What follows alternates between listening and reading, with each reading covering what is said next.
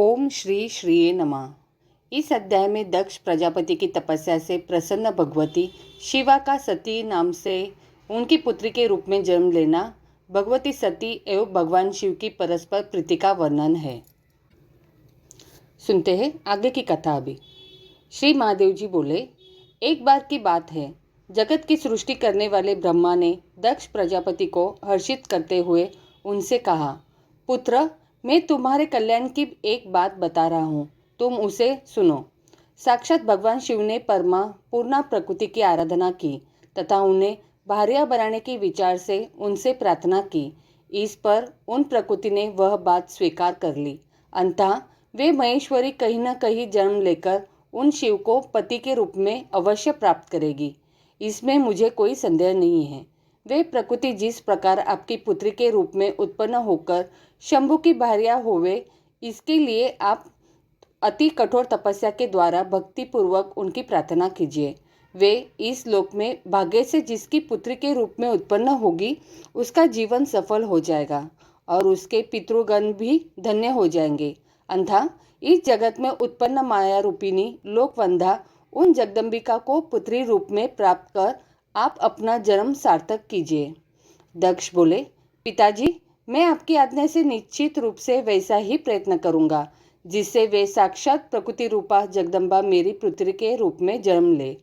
श्री महादेव जी बोले, ब्रह्मा जी से ऐसा कहकर दक्ष प्रजापति अति शीघ्रता से क्षीर सागर के तट पर आकर जगदम्बा की आराधना करने लगे।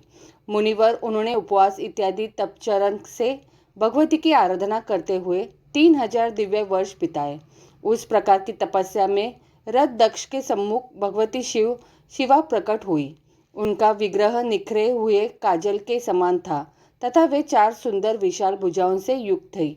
वे अपने हाथों में खड़ग, कमल तथा अभय मुद्रा धारण किए हुए थी। उनके नेत्र नील कमल के दल की भांति सुशोभित थे। उनके दांत अत्यंत मनोहर थे। वे सुंदर मुंडमाला से विभूषित थी। वे दिशा रूपी वस्त्र धारण किए हुए थी। उनके बाल खुले हुए थे। वे अनेक विध मानियों से शोभा पा रही थी। सिंह की पीठ पर सवार थी और मध्यकालीन सैकड़ों सूर्य की प्रभा के समान प्रकाशमान। उन्होंने दक्ष से कहा, वत्स, तुम मुझसे क्या याचना कर रहे हो? प्रजापते, तुम्हारे भाव से प्रसन्न होकर मैं उसे तुम्हें शीघ्र दूंगी। दक्ष बोले, माता, यदि आप मुझ निष्पाप दास पर प्रसन्न हैं तो आप मेरी पुत्री के रूप में मेरे घर में जन्म लीजिए। श्री देवी जी बोली, मुझे पत्नी के रूप में प्राप्त करने की कामना से शंभु ने पूर्व काल में मुझसे प्रार्थना की थी। वह प्रार्थना मैंने पूर्व में स्वीकार कर ली थी। अब मुझे कहीं जन्म लेना है। अब मैं आपके घर में जन्म लेकर शंभु की भार्या बनूंगी। मैं साक्षात प्रकृति स्वरूपिणी भगवती पूर्णा आपकी इस तपस्या से प्रसन्न हूँ। स्वर्ण तुल्य और अंगों से युक्त विग्रह वाली मैं आपकी कन्या होंगी। सुंदर शरीर वाली तथा सौम्य रूप वाली मैं तभी तक आपके यहाँ रहूंगी जब तक आपकी तपस्या का पुण्य क्षीण नहीं हो जाता। पुनः तपस्या का पुण्य क्षीण होने पर जब आपके द्वारा मेरा अनादर होगा, तब मैं इसी तरह का विग्रह धारण कर अपनी माया से स्थावर जंगममय संपूर्ण जगत को विमोहित करके अपने धाम चली जाऊंगी। श्री महादेव जी बोले, मुनि श्रेष्ठ, तीनों लोगों की जननी तथा उत्तम गुणों वाली प्रकृति देवी दक्ष से ऐसा कहकर उनके देखते देखते अचानक अंतर्ध्यान हो गई और इसके बाद प्रजापति दक्ष ने भी अपने घर जाकर ब्रह्मा जी से उस वरदान के विषय में बताया जिसे जगदत्री भगवती ने प्रसन्न होकर उन्हें दिया था। तत्पश्चात उन आद्या सनातनी पूर्णा प्रकृति ने जन्म लेने के लिए सर्वगुण संपन्ना दक्ष पत्नी के गर्भ में प्रवेश किया। तदंतर दक्ष पत्नी प्रसूति ने शुभ दिन में एक कन्या को जन्म दिया। वह कन्या प्रकृति स्वरूपिणी भगवती पूर्णा ही थी। उस कन्या के अंग गौर वर्ण के थे। करोड़ों चंद्रमा के समान उसकी आभा थी। खिले हुए कमल के समान उसके बड़े बड़े नेत्र थे। वह 8 भुजलताओं से सुशोभित थी और उसका मुख अति सुंदर था। उस समय आकाश से फूलों की वर्षा होने लगी। सैकड़ों दुंदुभियां बज उठी और दिशाएं अत्यंत स्वच्छ हो गई। तब पुत्री का जन्म सुनकर दक्ष प्रजापति वहां आ गए और उस कन्या को देखकर अत्यंत प्रसन्न मन वाले उन दक्ष ने बंधु बांधवों के साथ महान उत्सव आयोजित किया तथा 10वें दिन उस कन्या का सती ऐसा कहकर नामकरण किया। वह कन्या वर्षाकालीन मंदाकिनी की भांति प्रतिदिन बढ़ने लगी और शरतकालीन चंद्र ज्योत्सना के समान दिव्य कांति से सुशोभित होने लगी। प्रजापति दक्ष एक बार सुंदर मुख वाली उस कन्या को विवाह योग्य देखकर अपने मन में उसकी विवाह के लिए विचार करने लगे। यह कन्या किसे प्रदान करनी चाहिए, अथवा ये तो स्वयं परा प्रकृति है जो अपने वर हेतु पहले से ही वचनबद्ध है, इसलिए वह बात मेरी पूरी तरह बहुत प्रयत्न करने पर भी किसी प्रकार अन्यथा नहीं हो सकती। जिन शिव के अंश में से उत्पन्न रुद्रगण मेरी आज्ञा का अनुगमन करते हैं, उनको बुलाकर यह रूपवती कन्या देने योग्य नहीं है। इसलिए शूलधारी शिव को बिना आमंत्रित किए श्रेष्ठ देव, दैत्य, गंधर्व और किन्नरों की एक शिवशून्य सभा बुलाकर मुझे स्वयं वरोत्सव यज्ञ का आयोजन करना चाहिए। तब वही होगा जो विधि का विधान होगा। तब अपने मन में भली भांति ऐसा निश्चय करके मन स्वामी दक्ष प्रजापति ने सभी देवताओं तथा असुरों को बुलाकर बिना शिव के ही सभा का आयोजन कर दिया। सती के उस अद्भुत तथा मनोहर स्वयंवर में देवताओं और दैत्यों तथा मुनिंद्रों की कांति से वह सभा भी अत्यंत सुशोभित हो रही थी। वह सभा सूर्य के सदृश तेजमयी और चंद्रमा के समान कांतिमती होकर सुशोभित हो रही थी। मुनिवर दिव्य माला और वस्त्र तथा प्रभामय स्वर्ण के मुकुट धारण किए हुए श्रेष्ठ देवगण उस सभा में विराजमान थे। मणियों तथा स्वर्ण सजाए गए उनके रथों, घोड़ों और हाथियों एवं विभिन्न वर्णों के ध्वजों, छत्रों तथा पकातों, इन सभी को से सुशोभित वह दक्षपुरी कांति युक्त होकर सुशोभा पा रही थी। सैकड़ों हजारों नगाड़े, मृदंग और ढोल बजने लगे। उस ध्वनि से सारा आकाश गूंज उठा। उस सभा में गंधर्वन मनोहर गीत गा रहे थे और सैकड़ों हजारों श्रेष्ठ अप्सराएं आनंदित होकर नाच रही थी। इसके बाद प्रजापति दक्ष ने शुभ समय आने पर त्रिलोक्य सुंदरी उस कन्या सती को सभा में बुलाया। मुनि श्रेष्ठ मनोहर तथा कांति युक्त वह सती परम प्रसन्नता पूर्वक वहां उपस्थित हुई। वह सौंदर्य की प्रतिमा के समान सुशोभित हो रही थी। इसी बीच सर्वश्रेष्ठ महेश्वर नंदी पर सवार होकर वहां आ गए और अंतरिक्ष में स्थित हो गए। तदंतर शिव विहीन उस सभा को देखकर प्रजापति दक्ष ने अपनी परम सुंदरी कन्या सती से यह कहा, माता, ये देवता, असुर, ऋषि तथा महात्मा लोग यहाँ उपस्थित हैं। इनमें से जो भी आपको इच्छा प्रतीत होता है, उस गुणवान तथा सुंदर रूप वाले को माला पहनाकर आप उसका वरण कर ले। ऐसा कहने पर प्रकृति रूपिणी देवी सती ने शिवाय नमः ऐसा कहकर वह माला भूमि को समर्पित कर दी और वहां पर प्रकट होकर भगवान शिव ने सती के द्वारा अर्पित की गई उस माला को अपने सिर में धारण कर लिया। रत्नों से विभूषित समस्त अंगों वाले, करोड़ों चंद्रमाओं के समान प्रभा वाले, दिव्य माला तथा वस्त्र धारण करने वाले, दिव्य गंधों से लिप्त शरीर वाले, खिले हुए कमल के समान 3 सुंदर नेत्र वाले, दिव्य रूपधारी भगवान सदाशिव सती के द्वारा प्रदत्त उस माला को धारण कर प्रसन्नता पूर्वक सभी देवताओं के देखते देखते उस स्थान से सहसा अंतर्ध्यान हो गए। मुनि श्रेष्ठ सती ने महेश्वर को माला अर्पित कर दी थी। उस कारण से दक्ष प्रजापति का उस सती के प्रति आदर भाव कुछ कम हो गया। इसके बाद मरीचि आदि अपने मानस पुत्रों तथा अन्य मुनीश्वरों के साथ वहां विराजमान ब्रह्मा जी ने सभी प्रजाओं के स्वामी दक्ष से यह बात कही, आपकी इस कन्या ने देवाधिदेव शिव का वरण किया है, इसलिए उन श्रेष्ठ महेश्वर को बुलाकर प्रयत्न पूर्वक वैवाहिक विधि विधान से अपनी पुत्री उन्हें दे दीजिए। उनका यह वचन सुनकर अब प्रकृति देवी द्वारा कही गई पूर्व बात को याद करके दक्ष ने महेश्वर को बुलाकर उन्हें सती को सौंप दिया। महेश ने भी वैवाहिक विधान के साथ उनका प्रसन्नता पूर्वक पानी ग्रहण कर लिया। इसके अनंतर ब्रह्मा, विष्णु और नारद आदि ऋषिगण वेद वाक्यों के द्वारा उन स्तुति प्रिय शिव तथा शिवा को स्तुति से प्रसन्न करने लगे। सभी देवतागण उनके ऊपर पुष्पों की वर्षा करने लगे। सैकड़ों हजारों दुंदुभियां भी बजने लगी और सभी देवता, गंधर्व तथा किन्नर अत्यंत प्रसन्न हो गए। जटा तथा भस्म धारण किए हुए विश्वेश्वर शिव को देखकर दक्ष प्रजापति के चित्त में बड़ी व्याकुलता छाई हुई थी और वे मन ही मन सती को भी कोस रहे थे। तत्पश्चात सभी लोकों में एकमात्र सुंदरी सती को साथ में लेकर महेश्वर हिमालय के अत्यंत सुंदर शिखर के लिए प्रस्थान कर गए। मुनि श्रेष्ठ, महादेव के साथ सती के चले जाने पर दक्ष प्रजापति का दिव्य ज्ञान विलुप्त हो गया। इस प्रकार श्री महाभगवत पुराण के अंतर्गत श्री शिव नारद संवाद में सती विवाह वर्णन नामक 4था अध्याय पूर्ण हुआ। महाभागवत देवी पुराण 5वां अध्याय शुरू। श्री महादेव जी बोले, तदंतर भगवान शंकर और सती की भत्सना करते हुए क्षीण पुण्य वाले दक्ष प्रजापति दुख से व्याकुल होकर रोने लगे। मुनि श्रेष्ठ, दुख से संतप्त हृदय वाले उन दक्ष को देखकर शिवजी की भक्ति में तत्पर रहने वाले परम ज्ञानी मुनि दधीची ने उनसे यह वचन कहा। दधीची बोले, मोह के कारण परम शिव तथा सती के सत्व को न जानकर आप क्यों रो रहे हो? आपके महान भाग्य से ही ये सती आपके घर में पुत्री रूप में उत्पन्न हुई है। ये सती साक्षात निराकार आदि प्रकृति ही है और शिव साक्षात परम पुरुष है। इसमें आप शैलेश मात्र भी संदेह न करें। प्रजापति ब्रह्मा, इंद्र आदि देवताओं तथा बड़े बड़े असुरों के द्वारा कठोर तप करने पर भी जो भगवती उन्हें कभी दर्शन नहीं देती है, उन्हें आपने पुत्री के रूप में प्राप्त किया है। मोह में पड़कर उन सती को बिना जाने आप उनकी निंदा क्यों कर रहे हैं? निश्चित रूप से उन्हीं महामोह स्वरूपिणी भगवती ने आपको ठगा है। दक्ष बोले, वे शंभु यदि जगत के ईश्वर, अनादि और परम पुरुष है तो भयंकर रूप तथा 3 नेत्रों वाले उन्हें प्रेतपति क्यों प्रिय है? और मुने, वे भिक्षुक रूप में अपने शरीर में भस्म क्यों पोते रहते हैं? दधीची बोले, वे शंभु पूर्ण नित्यानंद स्वरूप तथा सभी ईश्वरों के भी ईश्वर है। जो लोग उनकी शरण ग्रहण करते हैं वे कभी भी दुख प्राप्त नहीं करते।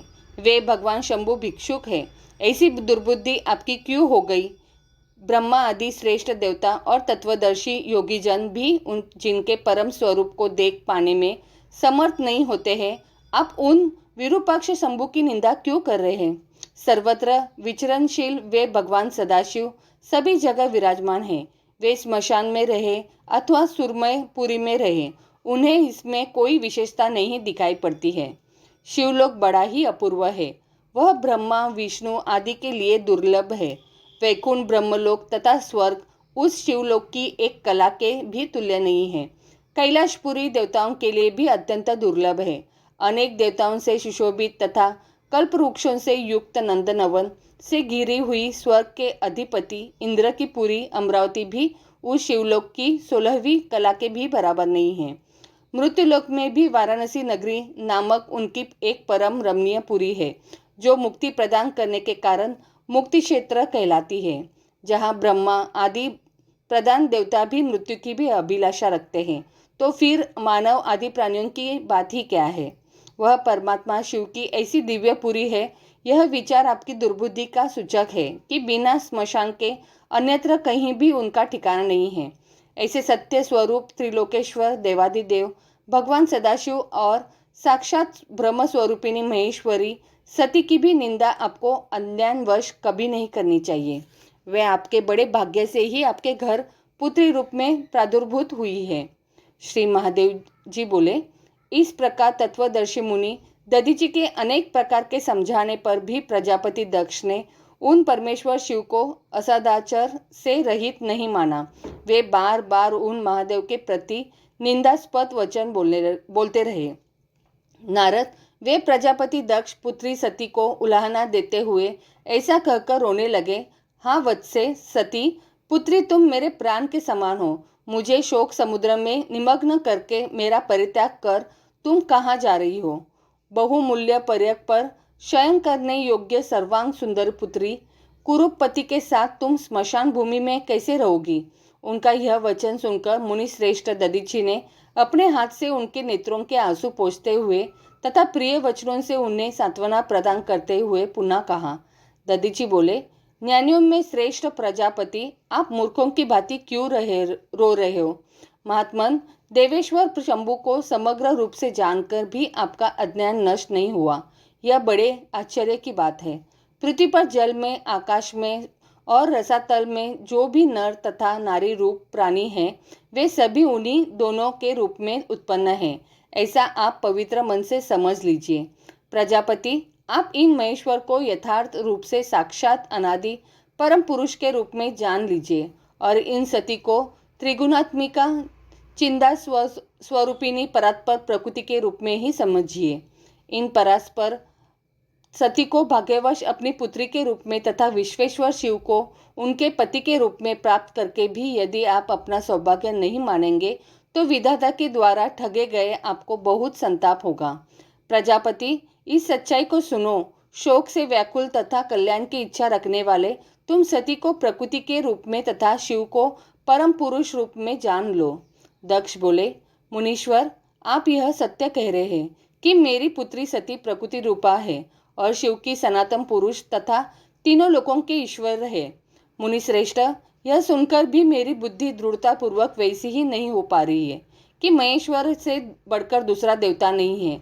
सत्य बोलने वाले ऋषिगण भी यद्यपि यही कहते हैं, फिर भी शंभु ही सर्वश्रेष्ठ देव है, ऐसा मेरा निश्चय नहीं है। मैं जिस लिए शिव की निंदा कर रहा हूँ उसका कारण सुनिए। पूर्व काल में जब मेरे पिता ब्रह्मा जी ने प्रजाओं की सृष्टि की, तब 11 रुद्रों का प्रादुर्भाव हुआ। समान शरीर वाले वे सभी रुद्र महात्मा, प्रचंड पराक्रमी, भीषण रूप वाले तथा क्रोध के कारण लाल आंखों वाले थे। वे सभी व्याघ्र चर्म धारण किए हुए थे तथा उनको सिरों पर जटाएं सुशोभित हो रही थी। वे सभी रुद्र ब्रह्मा जी की सृष्टि का लोप करने हेतु तत्पर हो गए। तब सृष्टि के लोप के लिए उद्यत उन रुद्रों को देखकर ब्रह्मा जी ने आज्ञा देकर उन्हें शांत किया और मुझसे जोर देकर कहा, भयंकर कर्म वाले ये रुद्र जिस भी तरह से शांत हो जाए, तुम शीघ्र ही वैसा उपाय करो। पुत्र, मेरी आज्ञा से तुम इन्हें वश में करो। ब्रह्मा जी के इस प्रकार के वचन से भयभीत वे सभी भीषण पराक्रम वाले रुद्र मेरे अधीन हो गए और उनका बल तथा पराक्रम क्षीण हो गया। महामुने, उसी समय से मुझ में शिव के प्रति अनादर भाव उत्पन्न हो गया। मेरी आज्ञा के अधीन रहने वाले प्रचंड पराक्रमी ये रुद्र जिसके अंश से उत्पन्न है, मेरे समक्ष उसकी क्या श्रेष्ठता है। मेरी पुत्री सती रूप तथा गुण से जिस प्रकार की है उसे तो आप भली भांति जानते ही है। अब मैं आपसे और क्या कहूँ। क्या मेरी आज्ञा के अधीन रहने वाला शिव उस कन्या के योग्य वर हो सकता है। सत्पात्र को दिया गया दान पुण्य और यश बढ़ाने वाला होता है, इसलिए बुद्धिमान पुरुष को चाहिए कि योग्य पात्र देखकर ही उसे अपनी कन्या प्रदान करे। महामुने, बंधु बांधवों को साथ में लेकर वर के रूप, स्वभाव तथा कुल पर सम्यक विचार करने के बाद ही प्राज्ञ पुरुष को अपनी कन्या सत्पात्र को देनी चाहिए। इन्हीं सभी बातों पर विचार करके मैंने पूर्व में सती के स्वयंवर में कुल तथा शील से रहित उस शिव को आमंत्रित नहीं किया था। सुनिए, मेरे मन में जो कुछ भी है उसे आपको साफ साफ बता रहा हूँ। जिसके अंश से मेरी आज्ञा के वशीभूत ये महारुद्र उत्पन्न हुए हैं, वह शिव जब तक इनके साथ मेरे पास आता रहेगा तब तक मैं उनके प्रति ईर्ष्या रखूंगा। यह सच सच कह रहा हूँ। जब ये शंभु उस विद्वेष का फल प्रदान करने में समर्थ हो जाएंगे, तब मैं उनकी पूजा करूंगा। यह मेरी दृढ़ प्रतिज्ञा है। श्री महादेव जी बोले, दक्ष का यह वचन सुनकर वे मुनीश्वर दधीची अपने मन में सोचने लगे कि भवानी तथा शिव ने इस महामूर्ख प्रजापति दक्ष को निश्चय ही अपनी कृपा से वंचित कर दिया है। जो लोग मन, वाणी और कर्म से सती और महेश्वर का आश्रय ग्रहण करते हैं, वे भी मोह में पड़ जाने के कारण उन्हें भली भांति जानने में समर्थ नहीं हो पाते। तब यह मूढ़मति समझाया जा सकता तो भला इस संसार में कौन मुक्ति प्राप्त नहीं कर लेता। मुने, ऐसा सोचकर और फिर बिना कुछ बोले मुनि दधीची अपने आश्रम को चले गए। इसके बाद दक्ष प्रजापति दुख से बारंबार लंबी लंबी सांसें लेते हुए अपने भवन में प्रविष्ट हो गए। इस प्रकार श्री महाभागवत महापुराण के अंतर्गत श्री शिव नारद संवाद में दक्ष प्रजापति विषाद वर्णन नामक 5वां अध्याय पूर्ण हुआ। ओम श्री श्री नमः। सुनते हैं आगे की कथा। श्री महादेव जी बोले, हिमालय के श्रेष्ठ शिखर पर सती के साथ महादेव जी के आ जाने पर सभी देवगण भी वहां पहुंच गए। महर्षिगण, देवपत्नियां, सर्प, गंधर्व एवं हजारों किन्नरियां वहां पहुंच गई। सखियों के साथ मेरुदुहिता, गिरीन्द्र वनिता, मेनका तथा मुनि पत्नियां भी वहां आ गई। परम आदित्य देवताओं ने आकाश से पुष्प वृष्टि की। मुख्य अप्सराएं नाचने लगी और श्रेष्ठ गंधर्व गान करने लगे। सभी स्त्रियां समारोह पूर्वक विवाह से संबंधित मांगलिक कृत्य करने लगी और सभी प्रथम गणों ने प्रसन्न होकर भगवान शंकर एवं सती को प्रणाम किया और वे ताली बजा बजाकर नाचने तथा गीत गाने लगे। तदंतर सभी श्रेष्ठ देवगण सती और देवेश भगवान शंकर को प्रणाम कर तथा उनकी अनुज्ञा प्राप्त कर अपने अपने स्थान को चले गए। मुनि श्रेष्ठ उसी प्रकार अन्य सभी लोग प्रसन्नता पूर्वक अपने अपने स्थान को चले गए तथा मैना आदि स्त्रियां भी चली गई। परम सुंदरी कोमलांगी सती को देखकर मैना मन में सोचने लगी कि जिसकी यह पुत्री है वह माता धन्य है। मैं प्रतिदिन यहाँ आकर सुमुखी सती की आराधना करके पुत्री भाव से इसे प्राप्त करने की प्रार्थना करूंगी, इसमें संशय नहीं है।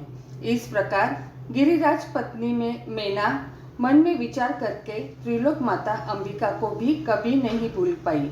शंकर प्रिया सती के घर प्रतिदिन आकर वे उनके प्रति परम स्नेह भाव से प्रीति बढ़ाने लगी। तदंतर एक बार बुद्धिमानों में श्रेष्ठ ज्ञानी और शिव भक्त नंदी जो दक्ष की सेवा में थे वहां आए और उन्होंने भगवान महेश को भूमि पर गिरकर दंडवत प्रणाम किया। वे बोले, देवादिदेव प्रभु, मैं प्रजापति दक्ष का सेवक और ब्रह्मर्षि दधीचि का शिष्य हूँ, जो आपके प्रभाव को जानने वाले संत है। देवेश शरणागत वत्सल, आप मुझे मोहित मत कीजिए। मैं आपको साक्षात परमेश्वर और परमात्मा के रूप में जानता हूँ। मैं सृष्टि, स्थिति और संहारकारिणी भगवती सती को मूल प्रकृति के रूप में जानता हूँ। इस प्रकार कहकर नंदी ने भक्तों पर कृपा करने वाले भगवान शंकर का अपनी परम भक्तिपूर्ण गदगद वाणी से स्तवन किया। नंदी बोले, शिव, आप त्रिलोक के आदि परम पुरुष है और समस्त जगत के सृष्टि पालन एवं सहारा करने वाले भी आप ही है। देव श्रेष्ठ वरदायक भवानीपति, आप ऐश्वर्य युक्त युवक, वृद्ध और एकमात्र ब्रह्म है। हिमवत कांति से युक्त शशि समूह को पराजित करने वाला और अर्धचंद्र धारण किए चंद्रमा के समान 5 मुखों वाला सुंदर आपका स्वरूप अचिंत्य है। निर्मल नागमणि से सुशोभित सर्परूपी आभूषण को सिर पर धारण करने वाले और ब्रह्मादि देवताओं के द्वारा पूजित युग चरण कमल वाले आपको मैं नमस्कार करता हूँ। इस पृथ्वी पर जो व्यक्ति निरंतर भक्ति अथवा अभक्ति पूर्वक भी आपकी नित्य पूजा करते हैं, आपके नामों का संकीर्तन करते हैं और आपके मंत्र का निरंतर जप करते हैं, वे आपके चरणों की सनिधि प्राप्त कर निरंतर स्वर्ग में रमण करते हैं। प्रभु पशुपति, आप देवादिदेव को छोड़कर दिनों पर दया करने वाला और कौन है? श्री महादेव जी बोले, मुने, नंदी की ऐसी बात स्तुति सुनकर भगवान शंकर उससे बोले, नंदी, तुम्हारी क्या इच्छा है, मांगो, वह मैं तुम्हें देता हूँ। नंदी ने कहा, जगदीश्वर, मैं आपका हमेशा निकट रहने वाला दास बना रहा हूँ और अपनी आंखों से नित्य आपके दर्शन करता रहूं, यही आपसे याचना करता हूँ। शिवजी बोले, वत्स, जो तुमने मांगा है निश्चित रूप से वही होगा। अवश्य ही तुम हमेशा मेरे समीप निवास करोगे। पृथ्वी पर जो मानव इस स्तोत्र से भक्तिपूर्वक मेरी स्तुति करेंगे, उनका तीनों लोकों में कभी अशुभ नहीं होगा। इस मृत्युलोक में दीर्घ काल तक रहकर वे अंतर में मोक्ष प्राप्त करेंगे। महामते, तुम मेरे इन प्रथम गणों के अधिपति होकर मेरे इस शिवलोक में निवास करो। नंदी, तुम मेरे प्रिय भक्त हो। श्री महादेव जी बोले, मुनि श्रेष्ठ, इस प्रकार वर प्राप्त करके भगवान शंकर के प्रभाव से नंदी शिव के गणों के अधिपति हो गए। श्री महादेव जी बोले, नारद, भगवान शंकर और भगवती सती को प्राप्त कर अत्यंत कामात हो गए और उन्होंने प्रथम गणों तथा महान बरस आज्ञा से यहाँ से शीघ्र कुछ दूर जाकर तुम लोग देर तक स्थित हो जाओ। जब तुम लोग को याद करूँगा तब तुम लोग मेरे पास आ जाना। मेरी आज्ञा के बिना कोई भी यहाँ कदापि नहीं आएगा। भगवान शंकर का यह वचन सुनकर वे सभी प्रथमगण उनका सानिध्य त्याग कर कुछ दूरी पर स्थित हो गए। महामुने उसके बाद भगवान शंकर सती के साथ उस निर्जन वन में दिन रात यथारुचि रमन करने लगे।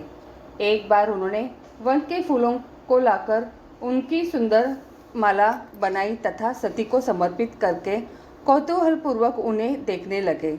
कभी वे प्रेमवश खिले हुए कमल की तरह सती के सुंदर मुख को आदरपूर्वक हाथ से सहलाते थे और कभी इच्छानुसार पर्वत की कंदराओं में, कभी पुष्प वाटिका में तथा कभी सरोवर के किनारे रमन करते थे। इस प्रकार भगवान शंकर सती के अतिरिक्त तथा भगवती सती शिव के अतिरिक्त एक पल भी दूसरी ओर दृष्टि नहीं डालते थे।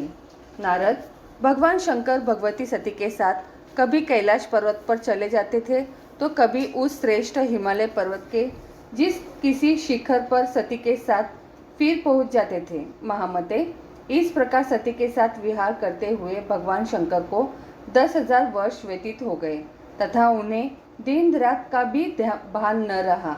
इस प्रकार अपनी माया से महादेव को मोहित करके त्रैलोक्य मोहिनी भगवती सती हिमालय के शिखर पर विराजती रही। मेनका भगवती सती के पास नित्य जाकर उचित समय जानकर भक्ति पूर्वक निरंतर उन्हें पुत्री रूप में पाने की प्रार्थना करती थी। हिमवान की पत्नी मेनका ने शुक्ल पक्ष की महाअष्टमी के दिन उपवास पूर्वक व्रत का आरंभ किया।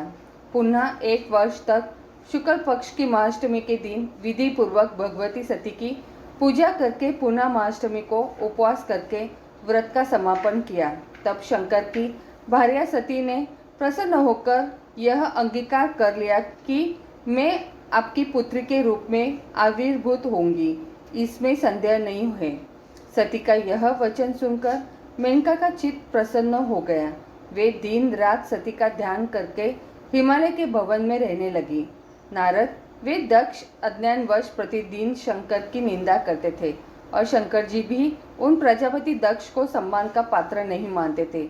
मुनि श्रेष्ठ शिव तथा प्रजापति दक्ष के बीच एक दूसरे के प्रति इस प्रकार का महान अद्भुत वैमनस्य हो गया। मुने एक बार ब्रह्मपुत्र नारद ने दक्ष प्रजापति के यहाँ आकर उनसे यह बात कही, प्रजापते आप जिन महेश्वर की प्रतिदिन निंदा करते हैं वे उसके कुपित होकर जो करना चाहते हैं उसे आप सुन लीजिए। वे शिव अपने बुद्धगणों के साथ आपके नगर में आकर भस्म तथा हड्डियों की वर्षा करके नीचे ही कुल सहित आपका नाश कर देंगे। आपसे स्नेह के कारण ही मैंने आपसे यह बताया है, इसे आप कभी प्रकाशित ना करें। अब आप अपने विद्वान मंत्रियों के साथ इसके उपाय के लिए विचार विमर्श कीजिए। ऐसा कहकर वे नारद आकाश मार्ग से अपने स्थान को चले गए।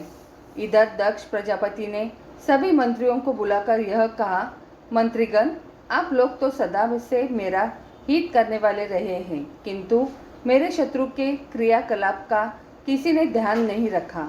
महर्षि नारद ने मेरे पास आकर ऐसा कहा है, शिव अपने समस्त भूतगणों के साथ मेरे पूर्व में आकर भस्म हड्डी और रक्त की वृष्टि करेगा, इसमें संदेह नहीं है। तो फिर इस संबंध में मुझे इस समय जो करना हो उसे आप लोग बतलाइए। महामुने दक्ष की यह बात सुनकर वे सभी मंत्री भय से व्याकुल हो उठे और उनसे यह वचन कहने लगे। मंत्रियों ने कहा, देवादिदेव शिव ऐसा क्यों करेंगे? हम लोग उनकी इस अनीति का कारण नहीं समझ पा रहे। आप तो बुद्धिमानों में श्रेष्ठ तथा सभी शास्त्रों के ज्ञाता है। आप यथोचित या आज्ञा दीजिए, इसके बाद हम लोगों के द्वारा कल्याणकारी साधनाष्टान किए जाएंगे। दक्ष बोले, स्मशान में निवास करने वाले तथा भूतगणों के अधिपति शिव को छोड़कर अन्य सभी देवताओं को बुलाकर मैं यज्ञ का आयोजन करूंगा और समस्त विघ्नों का नाश करने वाले यज्ञेश्वर भगवान विष्णु को संरक्षण करूंगा बनाकर मैं प्रयत्न पूर्वक यज्ञ संपन्न करूंगा। इस प्रकार पुण्य यज्ञ का आरंभ हो जाने पर वह भूतपति शिव मेरे पुण्य कर्मयुक्त नगर में कैसे आ पाएंगे? श्री महादेव जी बोले, तब दक्ष प्रजापति का ऐसा कहने पर भय के कारण उन मंत्रियों ने दक्ष प्रजापति से कहा, महाराज यह ठीक ही है। तत्पश्चात क्षीर सागर के तट पर पहुंचकर दक्ष प्रजापति ने भगवान विष्णु से यज्ञ की रक्षा के लिए प्रार्थना की। तब परम पुरुष भगवान विष्णु प्रसन्न होकर यज्ञ की रक्षा करने के लिए उन दक्ष के पूर्व में स्वयं पहुंच गए। उसके बाद दक्ष ने इंद्र आदि प्रधान देवताओं, ब्रह्मा, देवर्षियों, प्रधान ब्रह्म ऋषियों, प्रधान यशों, गंधर्वों, पितरों, दैत्यों, किन्नरों तथा पर्वतों को निमंत्रित किया। मुने, दक्ष ने उस यज्ञ महोत्सव में सभी को तो बुलाया था, किंतु विद्वेष के कारण शिव को तथा उनकी पत्नी सती को छोड़ दिया था। दक्ष प्रजापति ने उन सभी लोगों से कहा, मैंने अपने यज्ञ महोत्सव में शिव तथा उनकी प्रिय पत्नी सती को नहीं बुलाया है। जो लोग इस यज्ञ में नहीं आएंगे वे यज्ञ भाग से वंचित हो जाएंगे। स्वयं सनातन परम पुरुष भगवान विष्णु मेरे यज्ञ की रक्षा के लिए यहाँ आए हुए हैं, इसलिए आप सभी लोग भयमुक्त होकर मेरे यज्ञ में आइए। इस प्रकार उन दक्ष का वचन सुनकर भयभीत हुए देवता आदि सभी शिव विहीन होने पर भी उस यज्ञ सभा में आ गए। यज्ञ की रक्षा करने में तत्पर भगवान विष्णु को आया हुआ सुनकर सभी देवता तथा अन्य भी शिवकोप से भयभीत हो गए। दक्ष ने सती को छोड़कर अदिति आदि सभी पुत्रियों को आदर पूर्वक बुलाकर उन्हें पुष्कल वस्त्र और आभूषणों से संतुष्ट किया। मुने, उन्होंने यज्ञ के निमित्त महान पर्वत के समान अन्नों का संचय किया एवं दूध, दही, घी आदि की बड़ी बड़ी नदियां बहा दी। इस प्रकार प्रजापति दक्ष ने यज्ञ के लिए जो जो वस्तु तथा द्रव्य अपेक्षित थे उनका संचय कर डाला। उन्होंने रस सामग्रियों का सागर सदृश तथा अन्य पदार्थों का पर्वत सदृश संचय कर दिया। उसके बाद यज्ञ आरंभ हुआ। मुनि श्रेष्ठ, उस यज्ञ में स्वयं पृथ्वी वेदी बनी और यज्ञ कुंड में उद्भव तथा निर्मल शिखा वाले धूम रहित अग्निदेव स्वयं प्रज्वलित हुए। जो लोग उस यज्ञ में वेद पाठ के लिए नियुक्त किए गए थे वे सबके सब आसन पर विराजमान हो गए। महामते, यज्ञ की रक्षा करने वालों के स्वामी, जगत के रक्षक आदि परम पुरुष तथा यज्ञ स्वरूप साक्षात भगवान नारायण यज्ञ वेदी पर प्रतिष्ठित हो गए। इस प्रकार यज्ञ आरंभ हो जाने पर ज्ञानियों ने में श्रेष्ठ महामती दधीची ने कहा, वहाँ एकमात्र शिव को न देखकर दक्ष से ऐसा कहा। दधीची बोले, महान बुद्धि वाले प्रजापति, आप जिस प्रकार का यह यज्ञ कर रहे हैं वैसा न तो कभी हुआ है और न कभी होगा। ये सभी देवता इस यज्ञ में स्वयं ही साक्षात प्रकट होकर अपने अपने यज्ञ भाग से आहुति ग्रहण कर रहे हैं। इस यज्ञ में सभी प्राणी तो आए हुए दिखाई दे रहे, किंतु देवताओं के अधिपति शंभु क्यों नहीं दिख रहे? दक्ष बोले, मुनि श्रेष्ठ, मैंने उन महेश्वरी को इस यज्ञ में बुलाया नहीं था, अन्यथा वे इस पुण्य यज्ञ में नहीं दिखाई दे रहे हैं। दधीची बोले, प्रजापति, जैसे विविध रत्नों से भली भांति विभूषित होने पर भी प्राण विहीन शरीर बिल्कुल सुशोभित नहीं होता, वैसे ही महेश्वर के बिना आपका यह यज्ञ स्मशान की भांति दिखाई दे रहा है। दक्ष बोले, दुष्ट ब्राह्मण, तुम्हें यहाँ किसने बुलाया है और तुम यहाँ क्यों आए हो? तुमसे किसने पूछा है जो तुम इस प्रकार बोल रहे हो? दधीची बोले, मैं तुम्हारे इस अनिष्टकारी यज्ञ में तुम्हारे द्वारा बुलाया जाऊँ या ना बुलाया जाऊँ, किंतु यदि मेरी बात मानो तो सदाशिव महादेव को बुलाओ, क्योंकि शिव विहीन किया गया यज्ञ फलदायक नहीं होता। जिस प्रकार अर्थ से रहित वाक्य, वेदज्ञान से शून्य ब्राह्मण तथा गंगा से रहित देश व्यर्थ होता है, उसी प्रकार शिव के बिना यज्ञ निष्फल होता है। जैसे पति के बिना स्त्री का और पुत्र के बिना गृहस्थ का जीवन व्यर्थ है, और जैसे ही निर्धनों के आकांक्षा व्यर्थ है, वैसे ही शिव के बिना यज्ञ व्यर्थ है। जिस प्रकार कुशविहीन संध्या वंदन, तिल वहीन तर्पण और हवि से रहित होम निष्फल होता है, उसी प्रकार शंभु विहीन यज्ञ भी निष्फल होता है। उसी प्रकार शंभु विहीन यज्ञ भी निष्फल होता है। जो विष्णु है वे ही महादेव है, और जो महादेव है वे ही स्वयं नारायण विष्णु है। इन दोनों में से कभी भी कहीं कोई भेद नहीं है। इस प्रकार जो उनकी निंदा करता है वह स्वयं ही निंदित होता है। इनमें किसी एक की निंदा करने वाले से दूसरा कभी प्रसन्न नहीं होता। शिव को अपमानित करने की कामना से युक्त होकर तुम जो यह यज्ञ कर रहे हो इससे अत्यंत कुपित होकर वे शंभु तुम्हारे यज्ञ नष्ट कर देंगे। दक्ष बोले, संपूर्ण जगत की रक्षा करने वाले भगवान विष्णु जिस यज्ञ के रक्षक है उस यज्ञ में वह स्मशानवासी शंभु मेरा क्या कर लेगा। प्रेत भूमि से प्रेम रखने वाला वह शिव यदि मेरे यज्ञ में आएगा तो भगवान विष्णु अपने चक्र से तुम्हारे शिव को रोक लेंगे। दधीची बोले, वे अविनाशी पुरुष भगवान विष्णु तुम्हारी तरह मूर्ख नहीं है जो कि विमोहित होकर तुम्हारे लिए स्वयं युद्ध करेंगे। जिन विष्णु को तुम भगवान शिव से यज्ञ की रक्षा के लिए यहाँ आया हुआ देख रहे हो वे जिस प्रकार यज्ञ की रक्षा करेंगे उसे तुम अपनी आंखों से शीघ्र ही देखोगे। श्री महादेव जी बोले, उन दधीची की यह बात सुनकर क्रोध से अत्यंत लाल नेत्रों वाले दक्ष ने अपने अनुचरों से यह कहा, इस ब्राह्मण को यहाँ से दूर ले जाओ।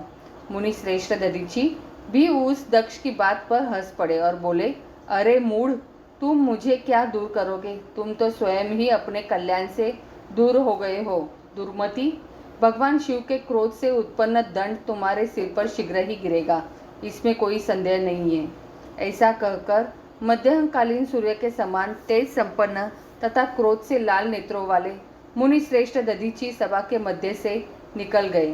तत्पश्चात शिव तत्व को जानने वाले दुर्वासा, वामदेव, च्यवन, गौतम आदि समस्त ऋषिगण भी वहां से उठकर चल दिए। उन सभी ऋषियों के चले जाने पर दक्ष ने शेष ब्राह्मणों को दूनी दक्षिणा देकर महान यज्ञ आरंभ किया। नारद सभी बंधुओं बांधवों के कहने पर भी उस दक्ष ने सती को यज्ञ में किसी प्रकार नहीं बुलाया। उससे अत्यंत क्षीण पुण्य वाले दक्ष ने उस परा प्रकृति का घोर अपमान किया। दक्ष प्रजापति तो उसी समय महामाया स्वरूपिणी जगदम्बा के द्वारा ठग लिए गए। इसके बाद गिरिराज हिमालय पर भगवान शिव के पास विराजमान सर्वज्ञा जगदम्बिका वह सब बातें जान गई और वे विचार करने लगी, मुझे पुत्री रूप में प्राप्त करने के लिए गिरिराज हिमालय की पत्नी मेना ने विनम्रता पूर्वक प्रेम भाव से सच्ची भक्ति के साथ मेरी प्रार्थना की थी। मैंने उसे स्वीकार कर लिया था कि मैं उनकी पुत्री के रूप में निसंदेह जन्म लूंगी।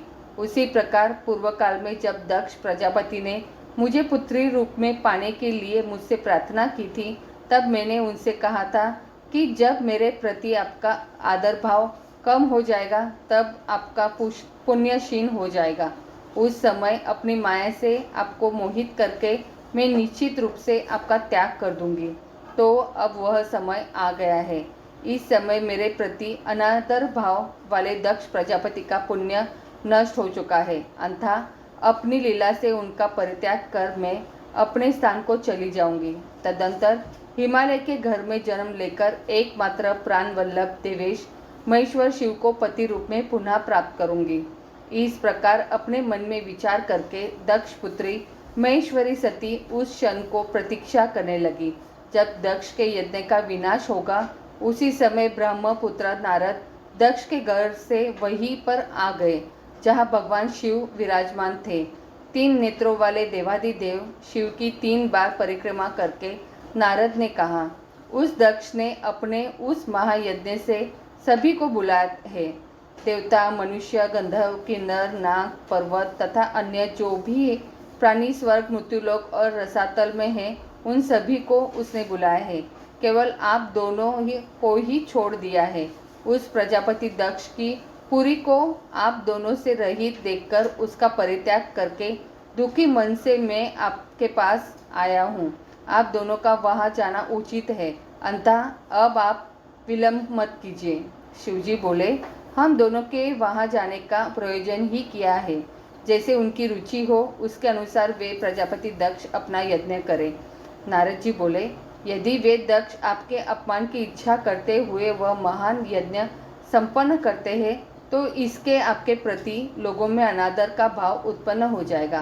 परमेश्वर, यह जान करके आप या तो अपना यज्ञ भाग ग्रहण कीजिए अथवा सुरेश्वर उस यज्ञ में ऐसा विघ्न डालिए ताकि वह संपन्न न हो सके। शिवजी बोले, वहाँ न मैं जाऊँगा और न तो मेरी प्राण प्रिया यह सती ही जाएगी। वहाँ पहुँचने पर भी वे दक्ष मुझे यज्ञ भाग नहीं देंगे।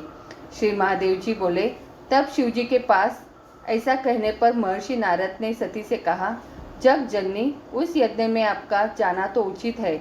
अपने पिता के घर में यज्ञ महोत्सव होने के का समाचार सुनकर कोई कन्या धैर्य धारण कर घर में भला कैसे रह सकती है। जो आपकी सभी दिव्य बहनें हैं वे यज्ञ में आई हुई है, और दक्ष ने उन सभी को स्वर्ण आदि के अनेक विविध आभूषण प्रदान किए हैं। सुरेश्वरी, जगदम्बिके, अभिमान के कारण जिस प्रकार उन्होंने एकमात्र आपको नहीं बुलाया है, उसी प्रकार आप भी उनके घमंड को नष्ट करने का प्रयत्न कीजिए। मान तथा अपमान के प्रति संभाव वाले परम योगी शिव न तो उनके यज्ञ में जाएंगे और न तो विघ्न ही पैदा करेंगे। तदंतर दक्ष पुत्री सती से ऐसा कहकर महर्षि नारद ने शिवजी को प्रणाम करके पुनः दक्ष प्रजापति के घर के लिए प्रस्थान किया। आगे की कथा अगले